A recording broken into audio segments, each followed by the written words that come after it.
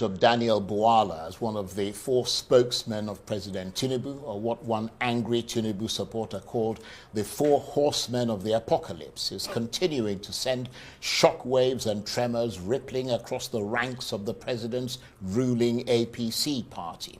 Many who supported Mr. Tinubu and helped him win the 2023 presidential election are calling it an inexcusable act of profound betrayal of the president's cohort, with many supporters seeing it as a violation of their confidence and a failure on the president's part to keep a promise and honor a principle.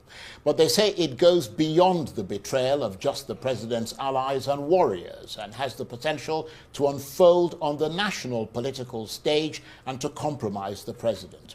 And arguably, no one has felt greater anger or hurt than the lawyer Jesutega Onokpasa, who was a member of the APC Publicity Committee and was also a member of the APC Presidential Campaign Council that worked to get President Tinubu elected. For him, it cuts extremely deep.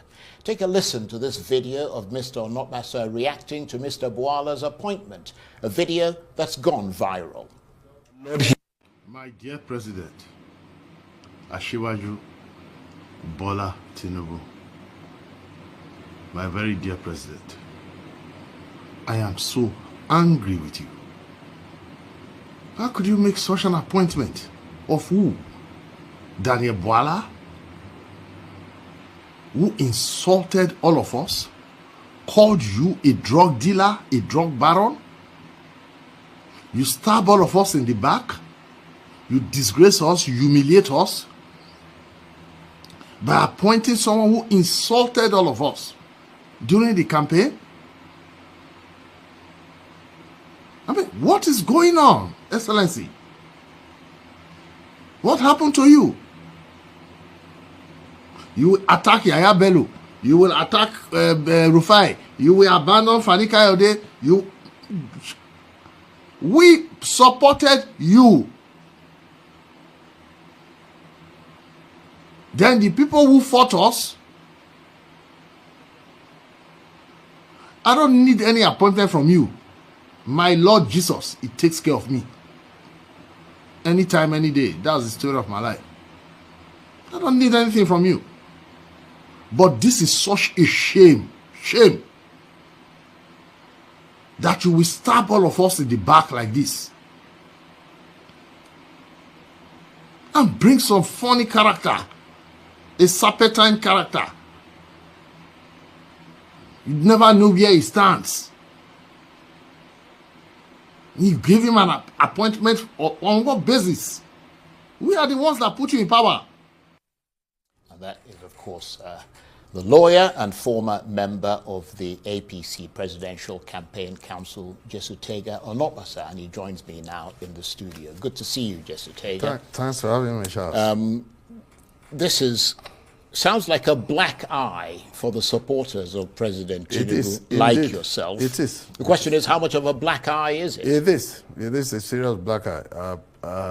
Dear and beloved President stabbed all of us, his staunch supporters in the back, with this absolutely ridiculous, meaningless, and just inexplicable appointment. So what do you think brought on this appointment? I don't know. That you see as an act of betrayal? Some of his, it has totally riled our party. Some apologies. You know, I'm a Tinubu supporter. I'm not a sycophant. Those who apologize for everything, who apologies for everything, they say it's strategy. I think it's stupidity. You know, it makes people who walked. You know, we won this election, the last election, with the lowest margin since 1999. Every other president has won by more than 50% of the votes, Charles. We won with less than 40% of the votes. So for me, well, as a Catholic, I believe it's just the will of God. Yeah, but that may be the reason why he wants to form a broader base. Yes, a broader base by stabbing his supporters in the back and bringing in people who insulted. How do you call a president of a country a drug dealer? I mean, Daniel Bola is a lawyer. He has no evidence, not a shred of evidence, that our president is a drug dealer. He called him a drug baron. Then how does a president now appoint such a person? We were the ones defending him. Then this person who called our president, collective president, that's the president God gave us, called him a drug dealer, you make him your spokesman. Then Bayo Ononuga tries to rationalize.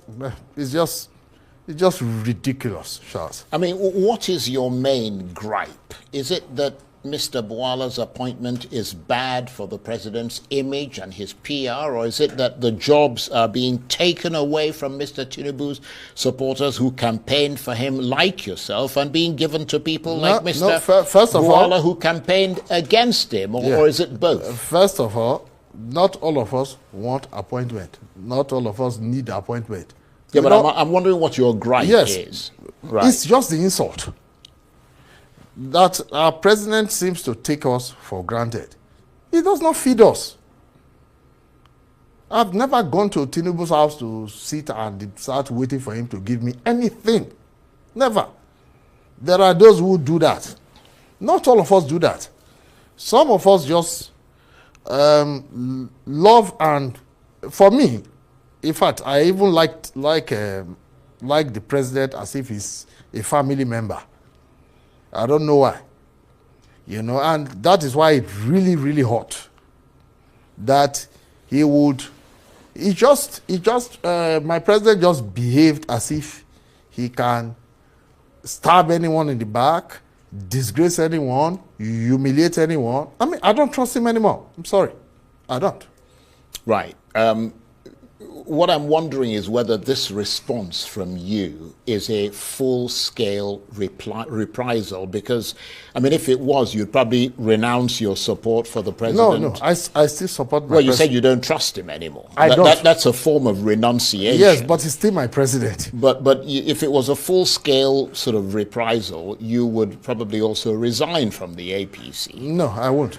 So this is more of a calibrated response. Yes, but our party is our party. I can't remember the name. My president, right or wrong, that's not my philosophy. But I still support my president. It's just that it's clearly, totally misguided, and it's just doing things that he thinks things will help him in 2027.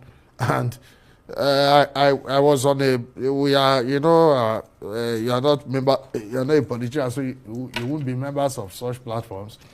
Somebody said that it is strategy, and I said no, it's stupidity. Bola helped Atiku Abubakar to fail in 2003, and he will help Asiwaju Bola Tinubu to fail in 2027. Is that a prediction from you then? Of course, unless he has to. We can't tolerate this. You see. You say you can't tolerate it. Clearly, this particular appointment has gone down like a sort of lead balloon for you. I mean, no, for all of us in our party. But you're clearly not happy about it. Do you intend to fight it, or is this the extent of your protest? Not at all. No, we can't tolerate it. You see, actually, you have to respect. Well, we are politicians. We are Nigerians. We are citizens. We have rights. Now. Yeah, but the president has a right to appoint whoever he wants to. Who cares? We also have a right to hire and fire a president.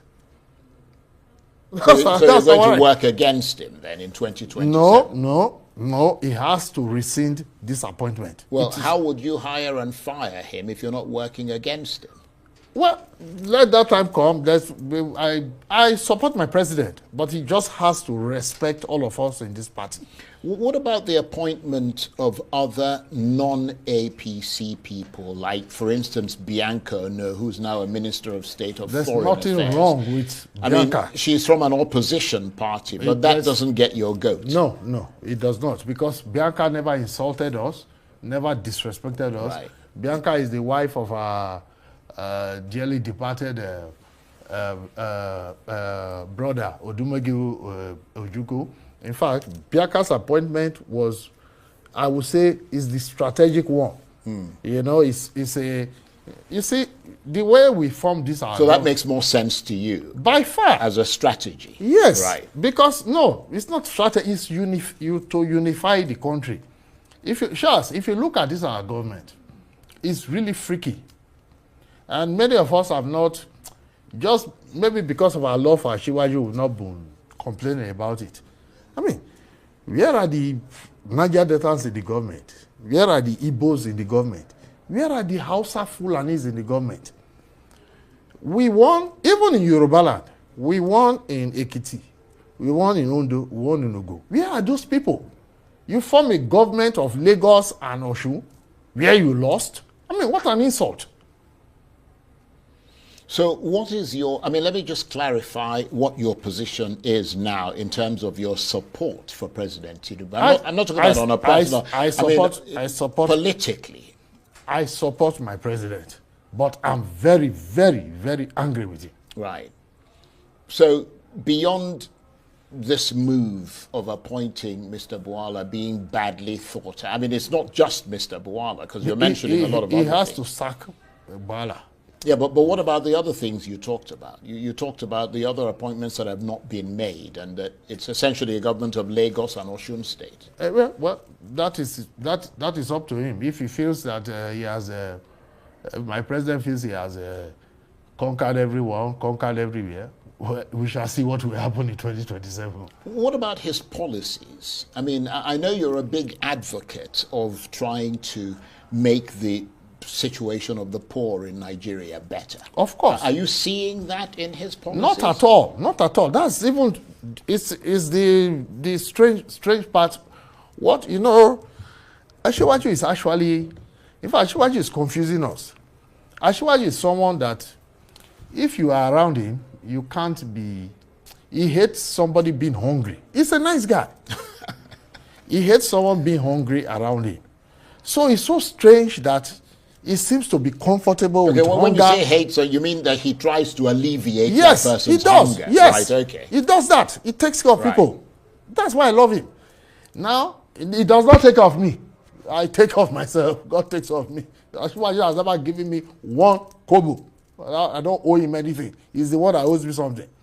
Now, then we now form a government and prices keep increasing. Our citizens hardly have food to, can hardly afford food. Okay, what was our plan? We massively produce food for Nigerians. And the whole idea is this. If, for instance, if we can't reduce fuel prices, let us reduce food prices. Let our citizens just be able to eat. I was talking, Charles, to a professor of psychology. And I asked him a question. This is something that has never happened to me. What would a man feel if in the morning he wakes up and he can't feed his children? And he said the man will feel worthless. That is it. He just got it. And that's how many of our citizens are feeling, Charles. And then we buy cars, 250 million naira. We wear wristwatches, 200 million naira. We can't take tractors to villages. They called us Agbadorians during the election. And okay, you call us Agbadorians, you will eat the Agbado. When you eat the Agbado, are you not an Agbadorian with us? No plan, nothing. Nothing. I don't know, those two guys he put in Ministry of Agriculture, I don't know, they have no plan to feed anybody, perhaps other than themselves. In fact, it's a disgrace. and I'm not sorry to say. So just returning to the issue of Daniel Bwala, do you think there could be political ramifications for the president, that it's likely to cause more serious political ripples going forward, or you think it's just going to play out? No, it won't play out. This one, Achiwaju has gone too far. He has insulted us enough. Seriously. He's really insulted. I'm still a Baptist. I don't know why I love him. He has insulted us too far. This one will not play out. So beyond being sort of badly thought out as an appointment, from your point of view, this sounds like a threat to you. Not at all. Ooh, Bala, can Bala even look me in the face? It's not an issue to me. It is an insult to all our party supporters. You see this election, let's take our supporters in the East. They became endangered species during the election. They still supported us. They still supported Achiwaju. What has Achiwaju done for them? How do you run a government like that? What has Achiwaju done for Niger Deltans? What has he done for Hausa Fulani? They voted for us. What has he done for the Middle Belt? Nothing. So if he gave you an appointment now, I will reject it. I don't trust him anymore. Right. So, I just support him. I just love him, but I don't trust him anymore. But the point you're making, Achiwaju gives us his core party supporters the impression that he can stab anybody in the back, he can disgrace anybody, he can humiliate anybody, he can discard anybody. That's and do you know the funny thing about trust? You see, if I don't trust you, Charles, it's either I run away from you or I fight you. Now me, I'm Onokpasa, I'm Urobo, I'm Okpe, I'm in Niger Delta. I don't run away from anybody. So you're going to fight him? I don't run away, even from God. I run to God. I will run to my God. Now, I don't run away from anybody.